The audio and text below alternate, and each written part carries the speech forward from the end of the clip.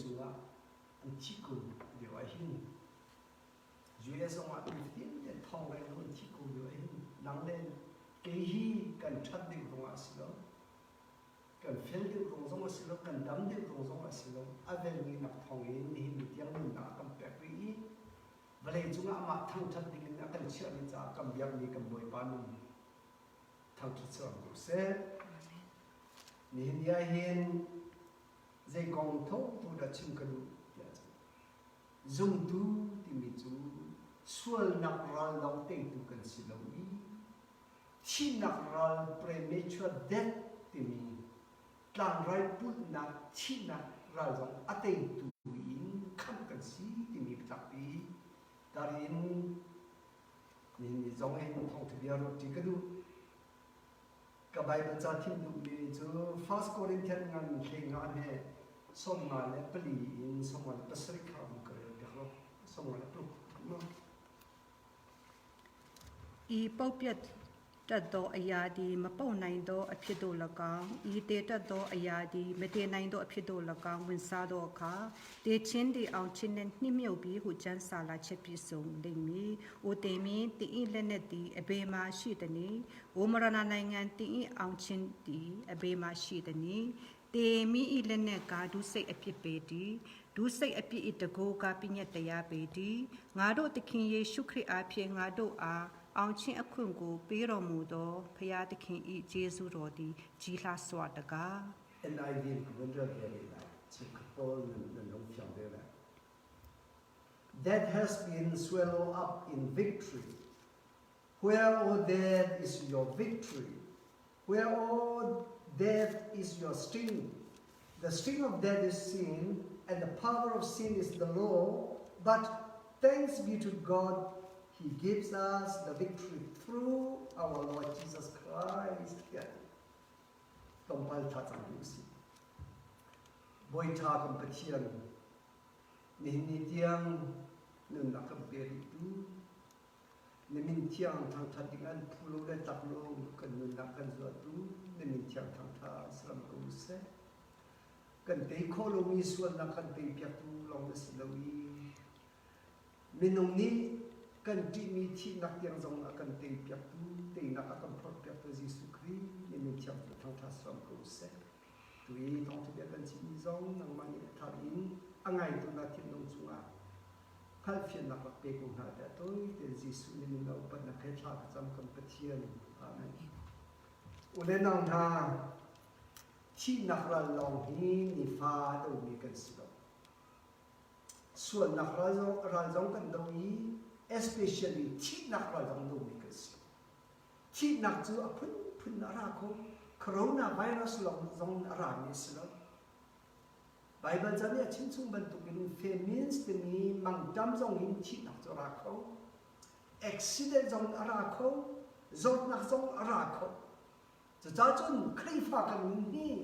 sual nak helong a dong mi kan si lo ni fatin te chi nak te zong a dong mi kan si di kan phil lo ni ka si cha cha chun sual te na gospel ko long hi kan the ni si lo yi chi nak te na gospel zong hi kan the chi chu how is First Corinthians nan hlei nga ne kuler ni sei di da tia chun minung ni manung big the last enemy to it chi nak hi si mo chi nak na mo khoi ka da atu nai bai bi cha re ya kha ji ti da hi vial ke chi nak mo chung min so nak mo cha kan kham tu kam boi bai su kri chu tang chat sam ko se ti ka ze cha dia chu chi nak te nak no wa chu kham nak hi aking ni se kham nak chunga hin chi nak te kho nak zong hin tek ve ni se kham nak chu ve ni na thong kan chu Chaman tugin chi nak te nak zong hi ve ni na in tek ni se kham nak chunga hin aza pidin pakhat ni tek ni ka se cha chu ni fatin te sual nak long ni hin akan test ni kan si lo chi nak ni fatin te kan si na rai akan do kan test leng ma kan si cha chu ni nya hin kham nak zong hi kham nak hi gospel hi phun him pakhat chu gospel ti long hi kan ti chu tharal khan nak ni tong khis sima se kingdom gospel van chu pen nak thong thbia ti mi a chu zira atel chi zungzal nak tharal khan long khasloi taksa pumin chi nak mul tiang kha atei khong tu dia buna akan chiang ni tiang okwat ni kha van chu pen nak thong thbia chu si thiên nặc tây tu cần si xuân nặc long tây tu cần si lâu thiên nặc tây tu dòng cần si thiên nặc tây nặc dòng khăm nặc nặc in ngại đền bị nặc ngại bận tục hơn thiên nặc dòng hi tây nặc hi thiên nặc tây nặc hi nặc in đền bị nặc ngại chỉ nghĩa si thì nặc công hi chết bên hi tây in vân sự phiệt cái với tâm pin nên thấy câu lại substitutionary thì bắt đầu ai ốp thì mi theology ở bên pin tất mi asi Jesus tu John the Baptist này dạy thì đã thì achân giống mà nó himali suan na akal pi tu pha pathian tu khi giống hanu arwang chu dei si menung suan na chai hin nge thiam din chai hin tu ni ai o tin nang longa ni nung suan na kha ni thim raksi i sakthi dakha ding cha kan more ta kan tu fa te ni ai o kan tu kin Jesus ni chu nang ma le ke ma ai o ding cha thi khan aram si cha kan pathian tu fa ya ko na ko chu cha cha chun ai o tin ni theology da fa ni phiang te in kan te phiang a house substitutions Jesus Christ ni akan ayo na hi phun ni ti mi hi jong kan the ha phun khat chu kan ayo a chi ti mi hi phun khat na as chu long chu kan ayo hi a chi mi long kha slowin kan ayo a anung than kan ayo a chi na a thong kan ayo a hin anung ti mi hi ma pen ni kan phiền hao si ka pakhat na van chim sala Jesus Christ ni zida kan ai o kan thi ding kan ai o kan thi sual nak man chu thi na asi lei ba ngai mi kan si lei ba ngai mi ka cham nun pathian ngai chem ko lo pathian chu ading mi pathian atya mi pathian asi lei ba cham wa lo ngai chem ni akan ban chu pon hey kan ngai chem na di ban tu Islam ding dik mi pathian si cha ading mi pathian adik mi pathian si cha hin sol lei ba cham pek mun long long a khan ngai chem nam atwa ko tu pathian si cha chun si sukri a thi nak tin si da kan ai o kan sol nak cha i lei ba kan ngai mi ding thi nak cha ding a khan akan ai o a thi chang cha kan pathian khot tu mi zung zal pachai na khan kan ka cho chú viên ni na to si Jesus Christ ni zai dia dia chun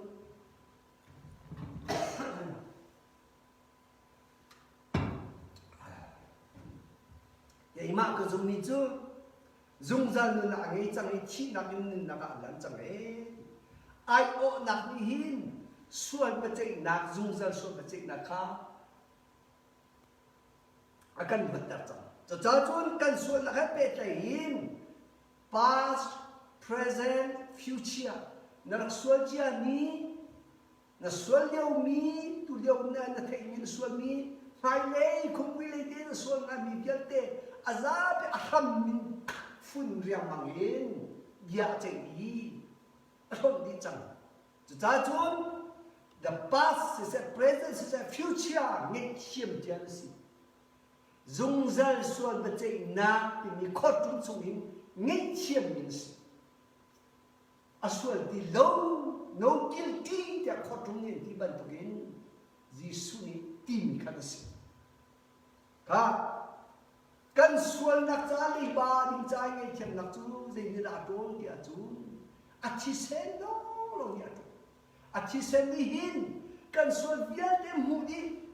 kamma min nong ni chan kan sual cha ni kam mu kan sual chi min kam phil di chang chun kan sual liu mi kan mu tha jin kep tu zi da ka sual kho ri ti mi kan thei kho bak lo dei tu for bang da ra dai ji khoi ka da kan thuk lai ti kan thei kho lo seman zo pathian ni chun thing kung pakat chu hai sia chun thing tu lai lai lo hai lo tai lai ti mi nu ni kan thei ban tu kin pathian ni ma kung hi zi da zi sual nang la tu ti cha ka mu chen ni ko chang cho cha chu na ka mu chen ni chang cha chun chu mu chen ni chang mi ruang ni kan ha mi pathian khot tu ba chei nak ya te chung chun akan rat tar cha kan sual nak ka an sual nang la pal nak ya te ngai chem chang na la an ni cha ka pha thi cho cha chu nei chen chen ka kan si ka cha chu thi sen seman se lo sual nak power ni hin ni fitin te kan vale hin ni fitin te kan thuk chan dang mang ma te ding cha ji da ha ti a chun kam ni nung sin na khi ren kho se di lo yi a than tha in nak thar kha pe kha churong a chun a fa pa ji su khri kha a than tha nak a khan kan ni zong ka a kan tha chi ye chang yi kan ni zong ka bia kan chi chi chang yi an huwa ba che ding kha pa khan tan ti lo cho cha chun hel nei ba che nak in a lu chang kan si cha chu ai o ru nga si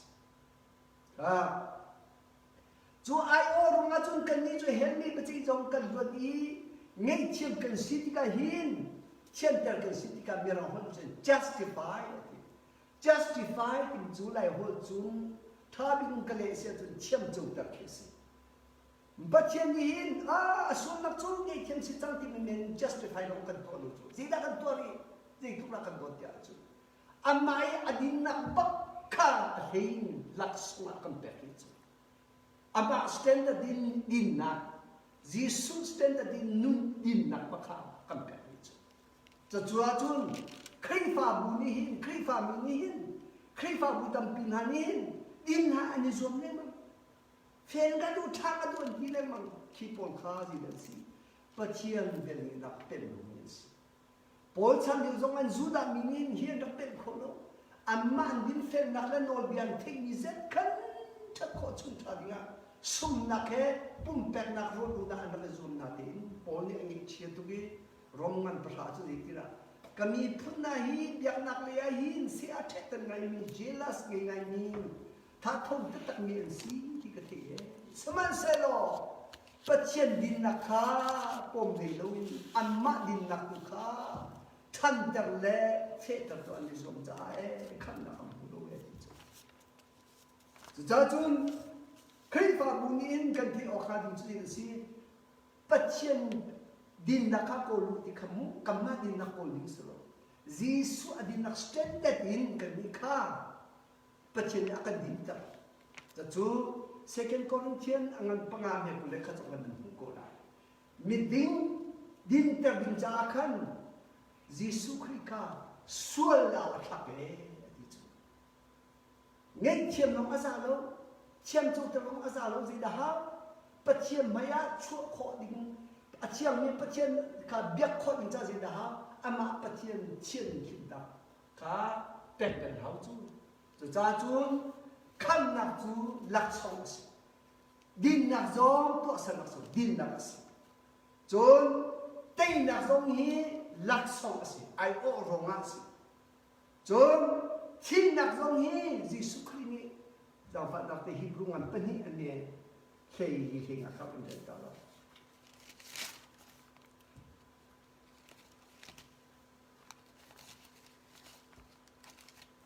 Hebrew ngan pani ane di singa mengal ta si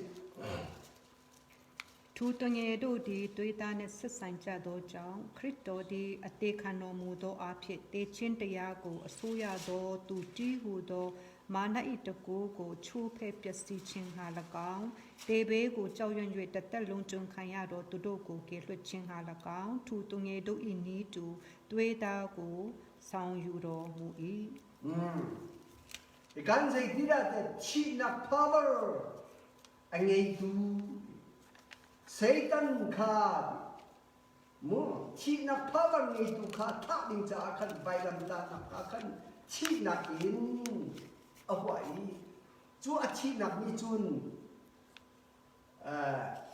à chi nạc mi chun chi nạc khu ham nghề tu ba chú à thải à tí chú lại trả khăn nằm mà tiêu vấn đề luôn lo chú cha chun chi nạc tí tu hi cầm mắt cần xin lo ai ô rung ai hin tây tua cần sớm cần xin cầm mai ni chi nạc cần tây khổ lo chi nạc ốc tu ba sẽ cần tây tu chú Jesus Christ ai ô rung ai cần chi nạc tây tu giống ai cần chẳng xin rong ngan beriat ane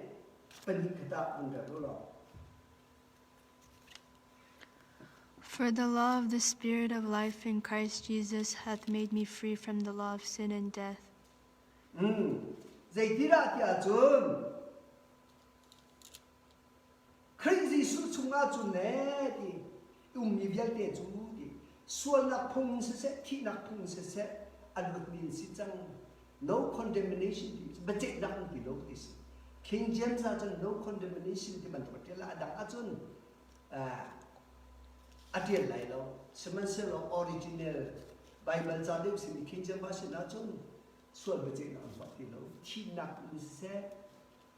atia sual nak se thi nak se an ru chang ati bundal to ko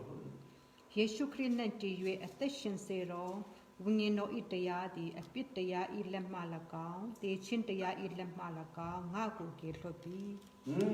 vas pakanakan no condemnation di lai Yesu Christ suwi mi chu khot dum kal ding ki lo ve di ngas apen hinga ka kan di si suan nak phung lo ka se lo thi nak phung kan ti lang mang ni hi ma hin tan kham tu si e par ane rong ngan pariat ane pasha ane di ka kata. And if Christ be in you, the body is dead because of sin, but the Spirit is alive because of righteousness. Ka o janta Krito di tindo athe nei siro mu thin ko kaya di apit chang ate phit do le wingin mu ka phyaung ma chin chang atat shin le shi yi thu mya ma ka Yesu ko te chin ma pyan shin se ro mu do phaya I wingin do di tindo athe nei kin wat do mu le Krito ko te chin ma pyan shin se ro mu do phaya di tindo athe nei kin wat do mi mi wingin do a phit te tat do tindo I ko kaya ko pin shin se ro mu mi ka roman pariat ane pasha jong ji kida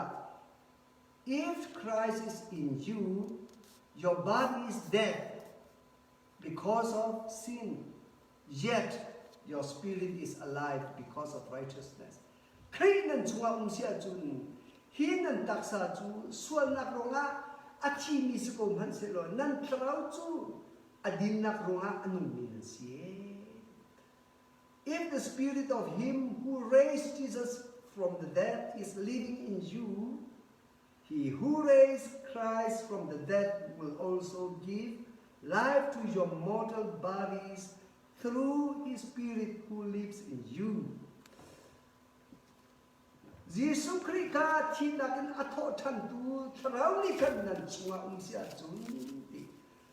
tu tharau thongin thi mang mi nam pum sa chu nun nak apek than lai cha chu hi ya te Bible cha kun le pek lumina arwang chu ji le si ya chu thi nak hi ai o rung zong a thi nak zong te pek chi kan si ti mi kha kun chim kun mi si kha chu cha chu ai o rung ai hin din der kan si ai o rung ai hin tây tu cần si sual nak tây ai or ngai hin chi nak zong a tây tu cần si ti mi pakhat na chim ku substitution pakhat na ka chim ku pan hi na ka chun Jesus Christ kan ai or na hi chi ding cha long ai or ki si do kan cha nun piak ding cha ai hin ai or tu asi ka chin than lai Jesus Christ ni hin kan cha long ai hin a chi ding cha long an akan ai on slo a tho than ti ka hin ji cha na tho than ti chen kan chunga nun piak ni sual nak ti piak ding vai ti piak ding cha kan chunga nun nin ai o ding cha kan a tho than ni si mà hi mình nung tâm pin hi cần phiền đâu cái giá chi thì lòng cần phiền hi cái giá thâu thán thì mình hi cái chung á nung việc đình giá thì cần bom khu tồn đâu bom đình giống cần thấy tồn đâu cả khi Giêsu ni hin về nghe đặc sản na chun nol bia bia te na fellow chun na din lo chun na that lo chun ti mi bia te ka adong tar ni cha atu chan na chun na fellow chun na din lo chun na that lo chun ti chunga khan khri phan kha kal ti lo zai chunga da khri phan chu si tia chun Giêsu Christ in nạc nó lòng bắt thiên việc lẽ bắt thiên mình tôn chân kis cầm mát in nạc nó sẽ ha cho cha chun Giêsu Christ ni hin kan cha long a hin thiên nạc nó kan lại ho se loin a thâu thân ti ka hin kan chunga permanent unding cha a thâu thân nis hi ai on abi pi tất nis mà ai ở đi nghe cần thấy lâu thì cái hin cái biến thành một cái nghe chiêm cái xin luôn hết cái mà thì cái zoom về đây ta phê cái zoom về đây ta cần đi thuần rồi cần xem na cho thát tục xem bắt chiên đua nạc xin luôn thì cái zoom thát tục mình cần bắt chiên đua phát tập tục cho luôn chun mình nung hi dây tích mình cần thật này luôn hi bắt chiên đi cần thích chơi rồi hin Hezekiel som tum ne pram he kuleru ka zeitida thin lung thar hak mi lung bat hak mi thin lung kha kalak lai thin lung thar kam pek lai thin lung thar kam pek lai ti long ati lo zeitida ka tharau tu nan chunga ka phum lai hallelujah so cha chung Giêsu Christ kan chunga hin ai oi na kan nung pek ti kai hin hoda kan nung pek tu si tia chun mo pathian van le le sa tu pathian kha kan chung ba an khas chu i kan kompal de fel fyak nu mi chu de si tia chun minung tampinin zungzal nun na le zungzal nun na eternal life mi le everlasting life he can lead up to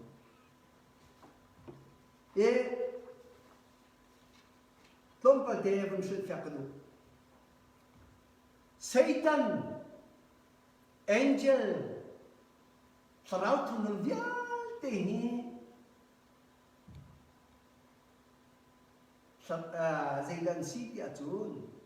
They think man chim Halloween. Simas eternal life in Zungzal Nakilo. Zungzal Nak in June. Titi lo kan Adam na missing. Krikola John Ionius and the Kol Holy kan Tawra tikin voy ko chomale. Mirani Jun everlasting ti alechel ni eternal ti alechelo. Ma tompal te kan fiara. Satan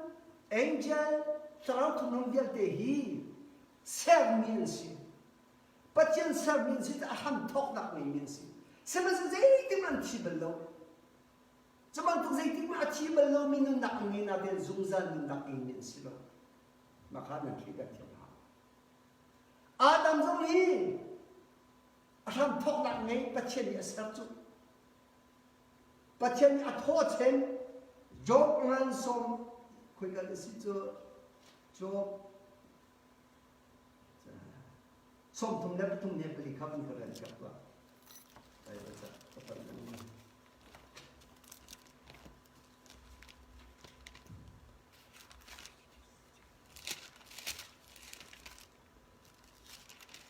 orang lain boleh sontak lagi pak ဘုရားသခင်၏ဝိညာဉ်တော်သည်ငါ့ကိုဖန်ဆင်းတော်မူပြီးအနန္တ Zobani zaidira dia tu patien serangnya kasar. Jajun Adam ka patien ni aser tika kan arham tu nak ni tu. Jadi Adam ni ni serau tu ser ni serau si. Jadi jajun Adam ni kan Arak solen makan eternal life to be zungzal na arak ngelo. Angi ni ka ser ni nun nak ras. Sham tok nak angi ni nun nak has. Semasa eternity life to be zungzal nun nak ni tu. Zoan ngan desri ane patuma khazitira. Patiam pakat long bel ni ka zungzal nun nak tu siye. Jun nak tu Bible tu terajan Yesus Kristus man umi Yesus Kristus azum ni tu angai ni tu zungdan nak angai dia. 1 John chapter 5 verses 11 through 12 kata both in English. 1 John chapter 5 verse 11. တက်တေခန္ဓာမူချက်ဟုမူကားဘုရားသခင်သည်ငါတို့အား 1 John chapter 5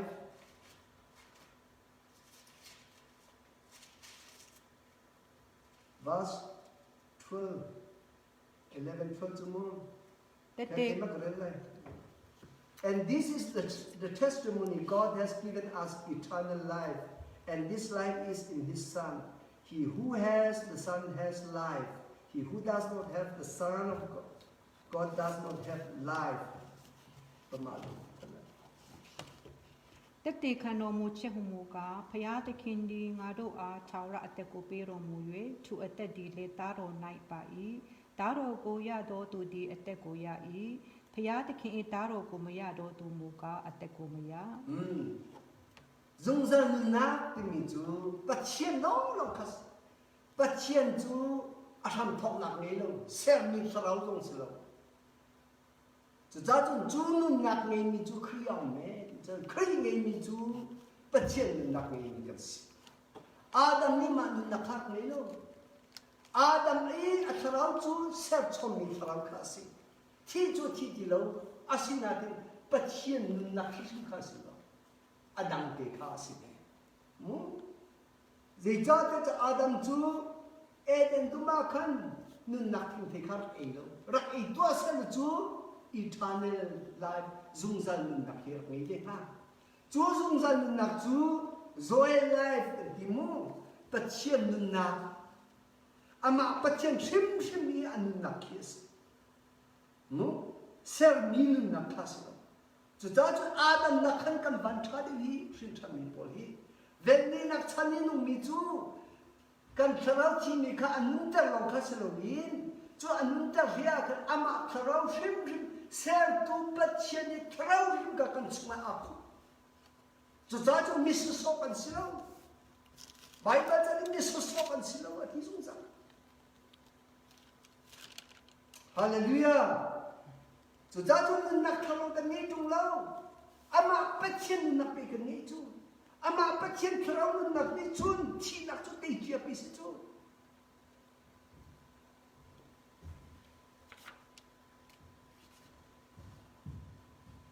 Ha. So that's one. Everlasting timile eternal life hi adang si. Matungan kulenga me som dile prok khabul krel pyaku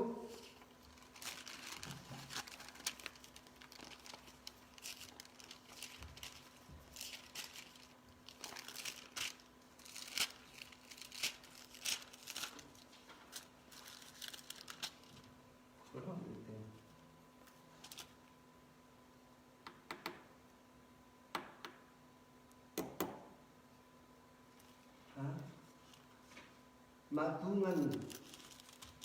kulenga me som dile prok loma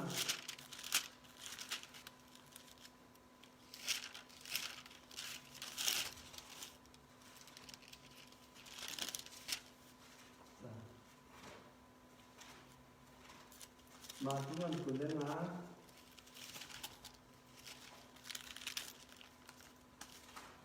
so Bible version have it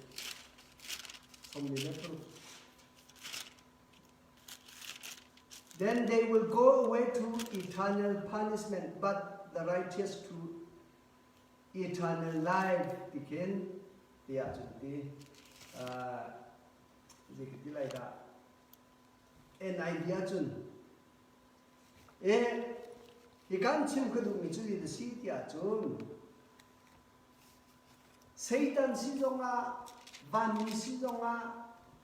Adam rak xí dòng có chia cái thông po long lên xí dòng anh need to eternal life in bên đó everlasting life long này everlasting life thì xí thì mình chỉ đi lúc gì xí xem là tham thọ đặc này động đặc chú ý thì đâu xem mình lo cần xin chân đồ ý nên nặng cầm bẹt này chú bạn tu Satan tên hắn nên ngay mi Adam nên hắn liêu được ngay mi các bạn tu khát tháo khát sao ama patient tháo ser tu ba tháo ser lâu mi nun nặng bạc ama patient nun nặng bạc cầm bẹt gì cho rồi á chun chi nặng tây khâu tu cần xin nặng hi asi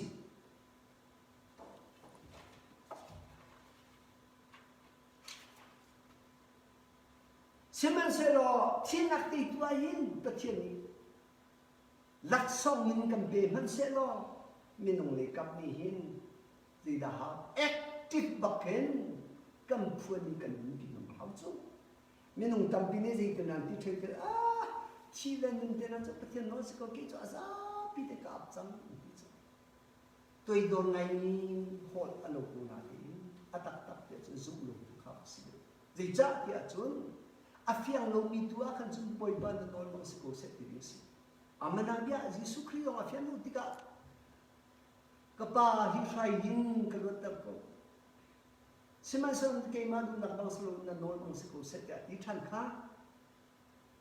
afiang lo mi cha chun na nol bang siko set kan ti si afiang mi cha chun na nol bang siko set kan ti zu lo si amana bia patian na nol sia du ka sual mak bia te ka ngai chem ko tin lo he te no lang mong lo ma khazum lo so mo ti tin ak ngai chem ba ak ngai chem chang chi sen la khet chang vai lam ta la chi chang ma kan na nol sia chun ka ti ri pen ko se zum lo ko si chu cho ban to gen chi nak te na ni din nak chu lak song ta si ban to gen te nak chu vale te nak se se tan te nak se ai o ronga anak ni pen si pan tukin premature death ni tlang ngai zot nak ten ha zong kha te kho nak kha akam pe chu te kho nak kam pe me kha kan ni lak lo sia chun kan kham nak tam thi te kan ni lo kan lak lo ti nak kha si amana dia pole Peter chu ban tukin an na thi lai hi pathen ni tu ke ni fiam te chun te kan dak Paul le Peter to anti lai bakhe ni fiam chu Paul kam bun chim sa se chun Philippine am pakat kule kat ba kule thuma khan zitira ka chiamo thate lai ka nun amo achui ka thai lang mang ni ka thai ko ka thi boy pa he om chu ku ku we saman se lo ka nun ri si nan chai thok mi si achun chu chu ku de we ya ama zong fiam lo bakan Seman selo athilai ta tak achun afshen tik achun zeitida Second Timothy ngan peli ane perkule pasri kapun keren kapwa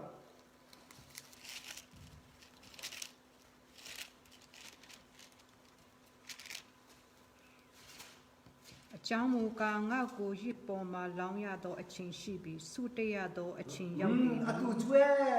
biak theng chunga hin aptan ka pha chang ne thi chan ka chu chang ti ka thei ti a thei lu mi sro chunta Kong swa do tai lan chin ko nga pyu bi pie ya do lan ko a song tai aung pie bi yong ji chin te ya ko saung xiao bi athan ya ra dong nak dil ka do ti chang ti asulam se de si ka mission accomplished ki si chang ka mission ka lim chang tin ka fiam den thei chun Peter ta a thei mo chi lai hi lau chup na kun achi ni polen si mo rualu pa ti chi man si mo ti ni ba zo si Second Peter ngan pakhat he te ka